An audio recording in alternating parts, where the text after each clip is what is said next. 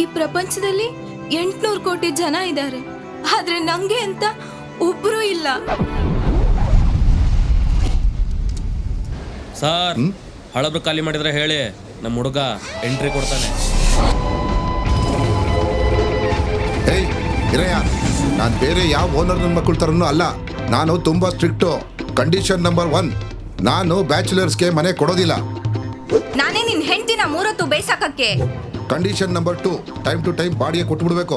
ಬಡ್ಡಿ ಕಟ್ಟಕ್ಕೆ ಎಕ್ತೆ ಇಲ್ಲ ಅಂದ್ಮೇಲೆ ಸಾಲ ಅನ್ಕೊಂಬಾರ್ದೆ ಬೋಸೋಡಿಕೆ. ಕಂಡೀಷನ್ ನಂಬರ್ 3, ಮನೆಯಲ್ಲಿ ಕೂಗಾಡಬಾರ್ದು. ಕಂಡೀಷನ್ ನಂಬರ್ 4, ಹೊರಗಡೆ ಎಲ್ಲೂ ಕಿರಿಕ್ ಮಾಡ್ಕೋಬಾರ್ದು. ಅಪ್ಪ ಅಮ್ಮ ಜೊತೆಗಿದ್ದಿದ್ರೆ ಇಷ್ಟು ಖುಷಿಯಾಗಿರ್ತಿದ್ನೋ ಇಲ್ವೋ ಗೊತ್ತಿಲ್ಲ, ಆದ್ರೆ ನಿನ್ ಜೊತೆ ತುಂಬಾನೇ ಖುಷಿಯಾಗಿದ್ದೀನಿ mark.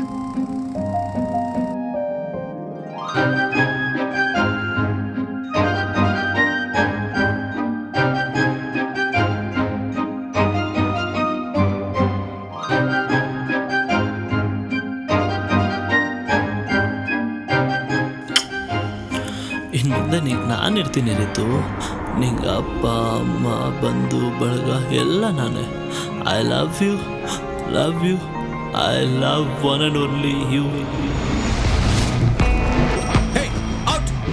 Security sir, delivery boys ಅಂದರೆ ನಿಮ್ಮ ಮನೆ ಕೆಲಸದವ್ರು ಅನ್ಕೊಂಡಿದ್ರಾ? ಸ್ವಲ್ಪ ರೆಸ್ಪೆಕ್ಟ್ ಕೊಟ್ಟು ಮಾತಾಡಿ.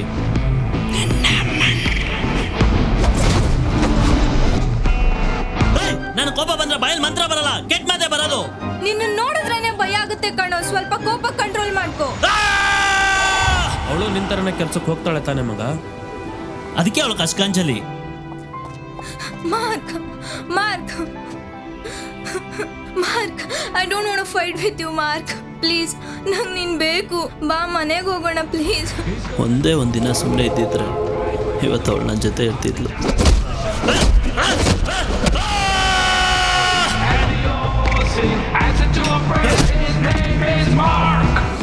ನಿಂಗೆ ಒಂದ್ಸಲ ಹೇಳಿದ್ರೆ ಅರ್ಥ ಆಗಲ್ಲ, ಯಾಕ ಮರಿಬೇಕು?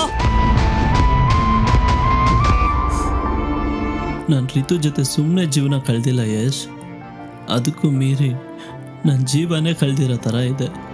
ಇವಾಗ ಹೇಳ್ತೀನಿ ಕೇಳಿಸ್ಕೊ, ಇಡೀ ಪ್ರಪಂಚ ಅಡ್ಡ ಬಂದ್ರು ಬಿಡಲ್ಲ. ಲೈಫಲ್ಲಿ ಫಸ್ಟ್ ಟೈಮ್ ಒಂದು ಹುಡುಗನ ನಂಬಿ ನನ್ನ ಸರ್ವಸ್ವನೇ ಕೊಟ್ಬಿಟ್ಟೆ.